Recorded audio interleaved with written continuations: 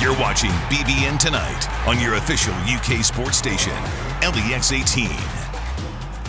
Welcome back to BBN Tonight. A number of former Cats have taken their basketball talents overseas. Nate Sestina is one of them. He's in Russia now. I caught up with him last night. All right, Nate, how's Russia?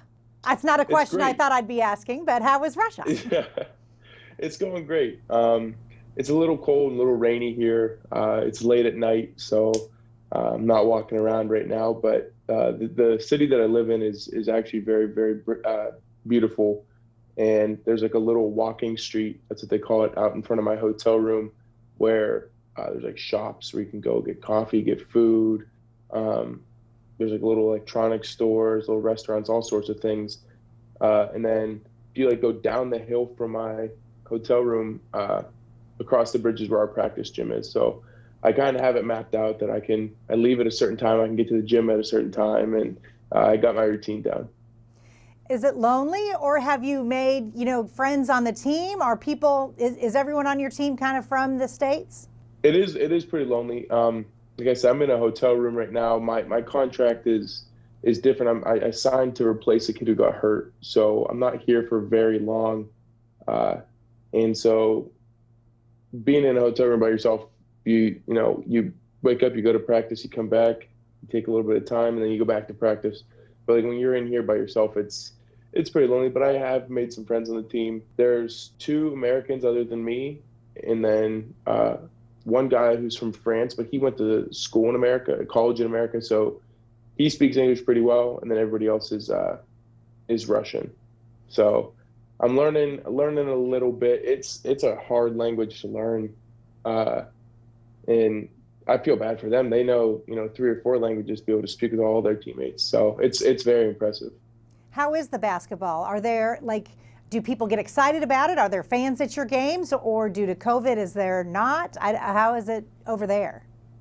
The basketball here is actually amazing. I'm in a very, very good league. I'm super thankful for that. I got to thank Coach Cal for preparing me for it, and the coaching staff there, but also my agents. They're top line, and they really put me in a good spot to start my career. And the fans here are great, but because of COVID recently, they have to kind of limit the amount of people coming in and out of games. So I think for the next home game, I want to say 20% max capacity. That's about like here. That's about what we're working with at most sporting events. But this is part of the process, right? This is a step towards where you want to be, which is back over here playing in the NBA. Yes, ma'am. And it's an awesome first step. I will be playing against some of the best basketball players outside of the NBA.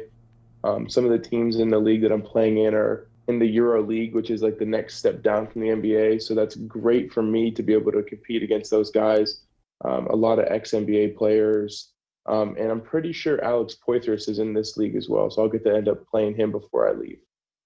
So how are you hoping this path kind of works out? I know I'd heard maybe Duncan Robinson is a guy that you're kind of modeling yourself after a little bit. He played a huge role for the Heat, who just, went to the NBA Finals.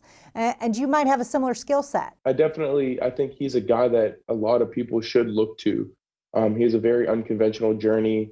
He started playing Division III basketball and moved up to play at Michigan, which is such a huge jump, but it just is a testament to his hard work and his skill set and his IQ to be able to make that adjustment to play from Division III to the highest level in high major basketball. And then for him to just fine tune his game to be such a, precision sharpshooter, and with the likes of Tyler Hero as well, and just really feed off that and let that motivate him to, step in every single game and be confident. But buying into his journey, he was in the G League for a year or two, and the Heat were very hard on him when he was in the G League. They held him to a very high standard, but that's just the way their organization is. And that's kind of how I'm approaching my journey and how I want to be as a pro. Hold yourself to a high standard and surround yourself with people who do the same, and have people that are in your corner that buy into your process as well.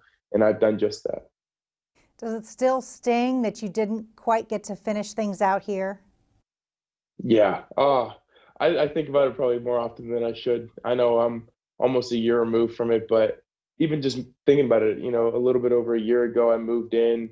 I started the school, and now I'm gone, and I'm a year out. But it's amazing, and I wish we could have made a run. You had a team.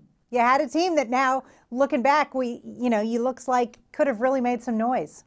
Oh, for sure. We had a bunch of guys that are willing to do whatever it takes to win, and a bunch of junkyard dogs that scrap and fight to get those victories. And we were really coming together at the end of the year. So it's just gonna be one of those big what ifs when you look back at it. Well, Nate, we wish you the best. We hope to see you stateside soon. Until then, stay safe and good luck. Thank you very, very much. And thank you for having me. Absolutely. So cool. And, I'll keep saying it. I know that the NBA is the final destination, but to get paid to play basketball around the world and see places you might never have thought to travel, I think that's pretty cool. It's really not a bad gig. All right, stick around. You're watching BBN Tonight.